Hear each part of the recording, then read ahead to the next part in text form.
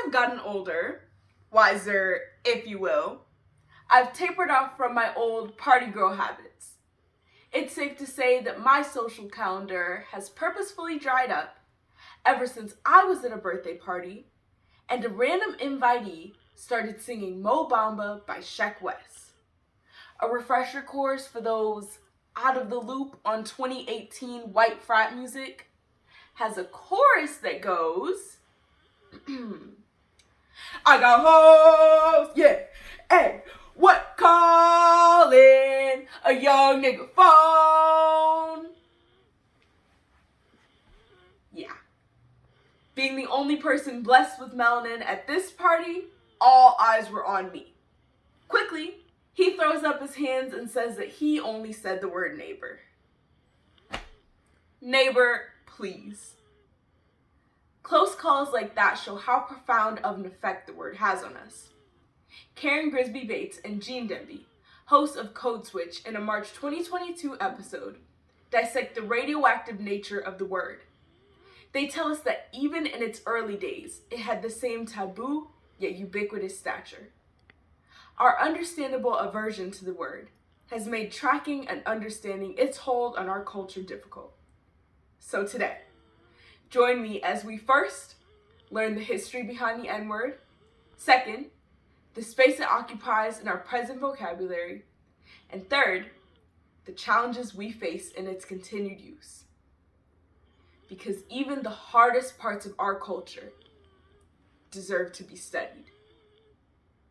As poet Julian Curry exclaims, nigger's been passed down through most of our families, generation to generation like a cancer. Like a cancer, the only way to treat its festering toxicity is to understand its origins. The etymology of the N-word, according to Harvard professor Randall Kennedy, originates from the Latin word Niger, which meant black and had nothing to do with black people. Astute geography students will notice it looks a lot like the country. Well, you can see that it didn't take long before it was quickly associated with African people. This Latin root became the base for the Spanish word for black, negro. Dr. McWhorter, Columbia University linguist, writes in 2021 in the New York Times that English sailors quickly adopted this Spanish word, and in a move that shocked no one, mispronounced it. It's the king's fault. He owes us some reparations. I'm thinking 2 acres and a chicken? This one's for Princess Diana. As the transatlantic slave trade became the dominant economic project of the colonial world, the N-word became cemented in the culture. Hosea Easton, one of the earliest black intellectuals, Slay, to study and write about the word, speaks how the institution of slavery and racism added to it the implications of worthlessness, inferiority, and the subjugation of African-descended Americans. The scars it has left on our cultural memory run deep, because you will still hear black grandmothers telling their rambunctious grandbabies that they are acting worse than niggas. Now that we understand the history behind the N-word, let's turn our attention to the space it occupies in our present vocabulary. We see that there are generally 2 schools of thought about the usage of the word. Either everyone says it, or no one says it. Let's play a game. Which of these people thinks that they should be allowed to say the N-word? Today's contestants are Suburban Rap Fan, Civil Liberties Professor at Howard, my brother, Sydney Sweeney's grandpa, the director of the NAACP, and the principal at my school. Suburban Rap Fan, do y'all think they believe no one should say it? Well, you're wrong. Dead wrong. No, they believe everyone should say it. I mean, he probably said it right before this picture was taken. But if you got that one wrong, don't feel bad. I'll give you an easy one. Sydney Sweeney's grandpa?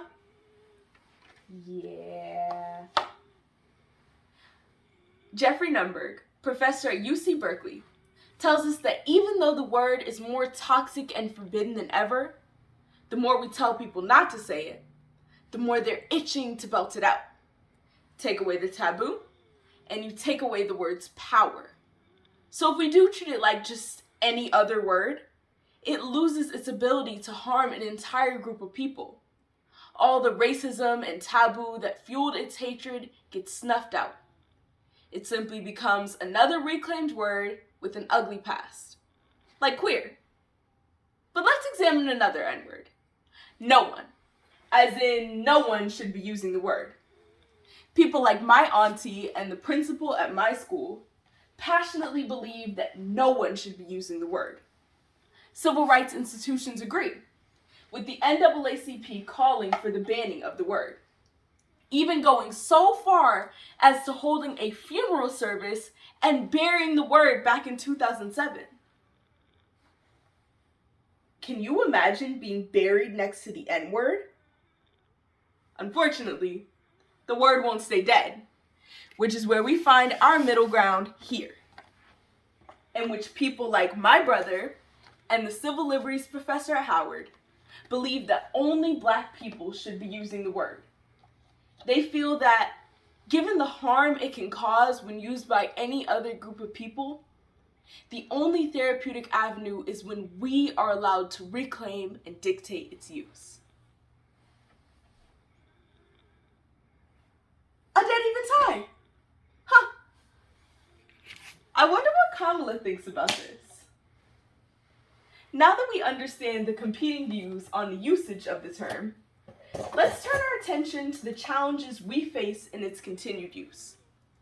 Despite the apparent movement to combat the overt racism, to say nothing of the unspoken racism, the N-word is as popular as ever.